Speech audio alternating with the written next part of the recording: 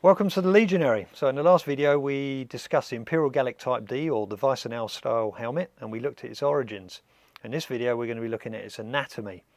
In other words, how it's put together and why it's put together. So what makes this an Imperial Gallic Type D? How do we identify this as? Well, it's simple. We've got component parts such as these large eyebrows on the front, this decorative element of 1, 2, 3, 4 ridges. That is typical. That was found on the original helmet. The neck guard. We've got 3 occipital ridges here at the base of to protect the back of your head, which is obviously one of the most vulnerable parts on the helmet. So you need these grooves reinforce that part of the helmet. Afterwards, we've got the flared neck guard here, which comes out at 45 degrees. With this shape on it here, we can see these rounded shapes here. This has actually been hammered out from the inside. So this isn't just, I don't think it's just decorative. It's believed it's some kind of sort of crumple form that would absorb impact from a blow from behind. Other elements, one of my favourite elements on this helmet is the what we call the peak, or the bar here on the front. That has this beautiful herringbone pattern on it of bronze inlay. So this here is made to reinforce, and it's riveted to the helmet. Afterwards, you've got the crest anchor point here. So this is you would attach the crest, horsehair crest, that would go from front to back here. Then obviously you've got these little tubes here into which you can put feathers or plumes.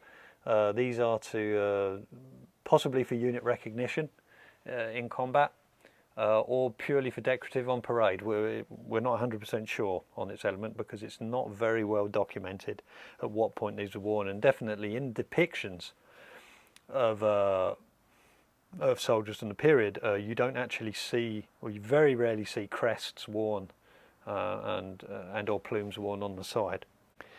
The cheek pieces here. This is another fairly important component part of a Imperial Gallic Type D.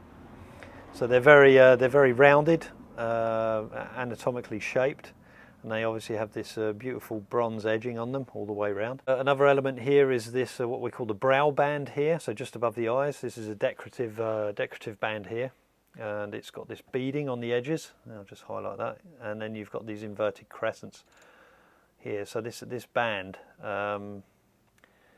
was found on the original helmet. Strangely enough, it was the other way up. So these crescents were actually inverted. So maybe the armourer put this on upside down. We've got the ear guards. Obviously we can see these, hear them. Maybe we can hear them. They're riveted to the helmet, and they obviously protect from downward blows. So yeah, that's what makes this helmet an Imperial Gallic Type D. All those little design elements. Full disclaimer, I'm not an armourer, so I'm not 100% sure on how exactly these are made. In this case, you start off with what they call an iron bar, or a pig. So that is a piece of iron that's had all the impurities taken out of it, and it's refined down to to pure iron. This iron is then hammered out, heated up and hammered out into a sheet. The sheet is then given to the armourer if he hasn't done it himself. And there's suggestions that the Romans actually mass-produced the sheets of metal, so they would have provided sheets of metal directly to the armourers. That would make the process of making armour a lot more efficient if you've already received a refined product, and it would make a lot more sense. So you take this sheet of metal, then you hammer it into shape, usually from the inside out and cold. So you work the metal cold. They didn't heat it up and then cool it down, because apparently that makes iron brittle and more prone to breaking. So yep, hammered out cold from the inside out on a round form. So they'd have like a round ball shape in front of them, and they'd hold the metal to that and then hammer it, and slowly until they had a rounded shape. They'd use a succession of large to small hammers. So you start off with a big hammer.